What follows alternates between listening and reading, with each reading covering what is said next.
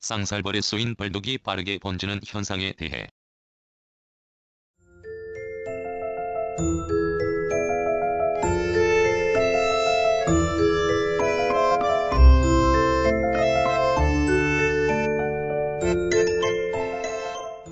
하루 전 새벽이었습니다. 달리 말하면 2020년 7월 25일이지요. 지루한 장맛비는 여기뿐 아니라 전국적으로 내려 곳에 따라 도시를 물바다로 만들기도 하고 크고 작은 피해를 속출하고 있다는 뉴스도 들었습니다. 이 이야기의 시작은 바로 어제 새벽 오전 6시쯤입니다. KBS 오전 6시 종합뉴스를 듣고 밖에 나섰습니다. 굵은 빗줄기가 세력이 약해져 보슬비가 내립니다.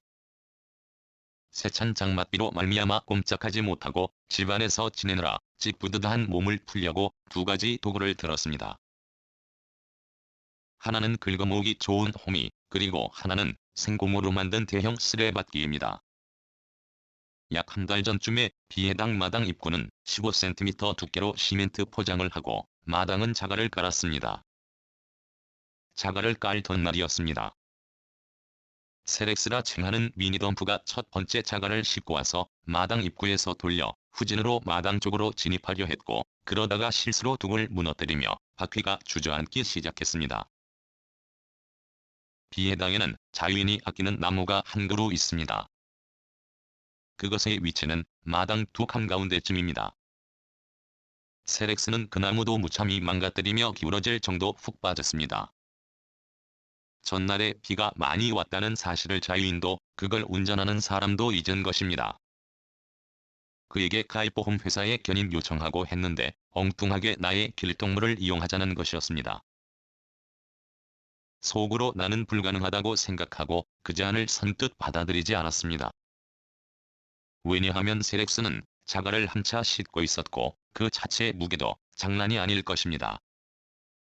그런데도 그는 사륜이면 가능하다며 억지를 부렸고 나는 거절하지 못했습니다. 하지만 결과는 그의 말대로 성공했습니다. 나의 길동무가 거뜬하게 빠진 세렉스를 끌어올린 것입니다. 그때 뒤뚱거리며 세렉스의 실린 자갈이 우르르마당 둑즉 불명자나무 반을 덮치며 무너져 내렸습니다. 그 흔적이 한 달여 지났는데도 남았고 그걸 볼 때마다 눈에 들어간 가시처럼 생각되었습니다. 해야지 하면서도 하루 이틀 미루다 거의 달을 넘겼습니다.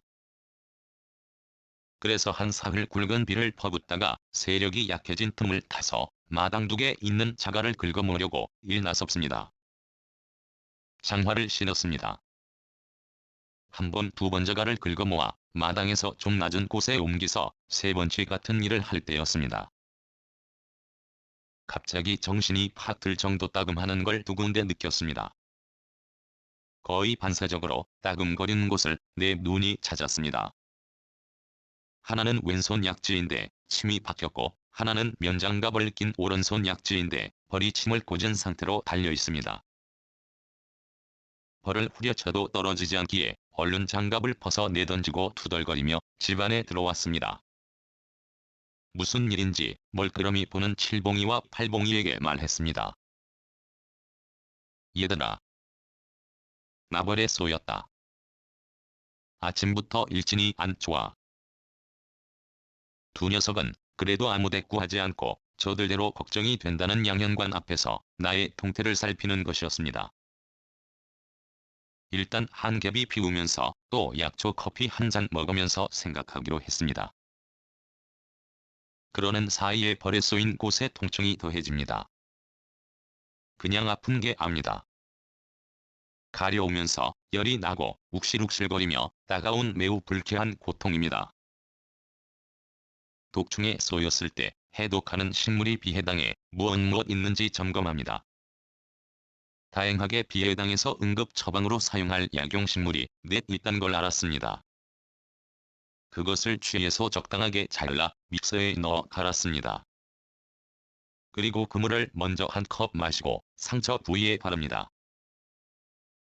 이러는 사이에도 벌독이 번지는 속도가 빠른 게 보입니다. 공교롭게 오른손과 왼손 약지 전마디에 둘 쏘이고 하나는 오른쪽 허벅지, 이렇게 3방 쏘였습니다. 오른쪽 허벅지에 쏘인 곳은 약물을 바르자 이내 벌겋게 퍼지던 벌독으로 부어오르던 부위가 가라앉았습니다. 그러나 양손 약지는 상태가 안 좋습니다. 계속 독이 번지면서 점점 약지가 퉁퉁 부어오르고 딱딱해집니다. 그리고 점차 움직이기 어렵습니다. 벌독이 번지는 속도가 무섭습니다. 채 얼마 되지 않아 벌독이 이웃한 손가락과 손바닥 심지어 손등으로 번집니다. 몹시 가렵고 화끈거리며 따끔거리는 통증을 짜릿하게 쾌감하며 그래도 나는 웃습니다. 그리고 중얼거립니다. 비 맞은 중처럼요. 실제 보슬비를 맞았으므로 비 맞은 중처럼 중얼거린다는 말이 거짓이 아닙니다.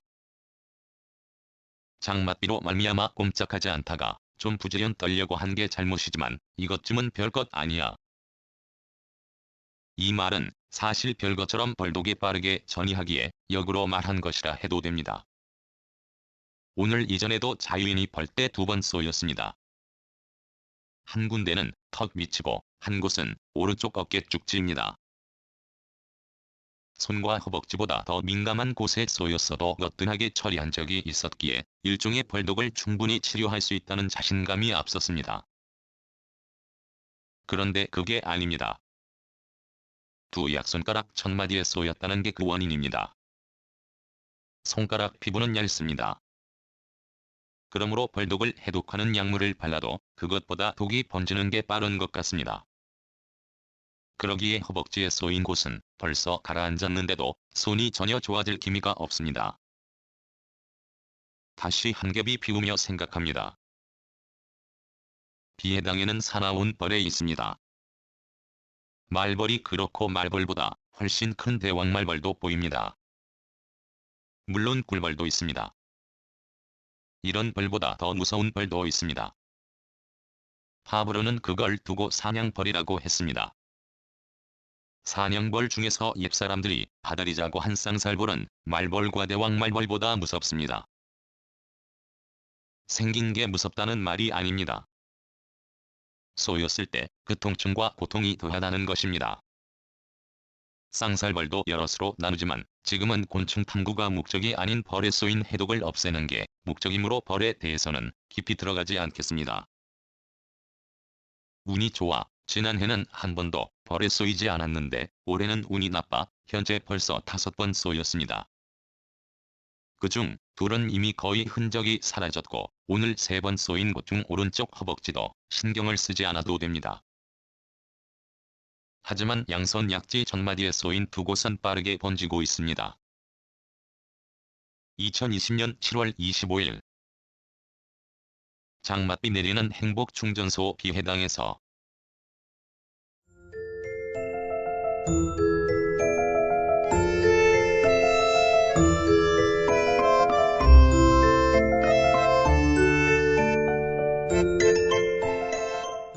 글 모든 것으로부터 자유인 무학 낭독 글 읽어주는 강지식 들어주셔서 고맙습니다.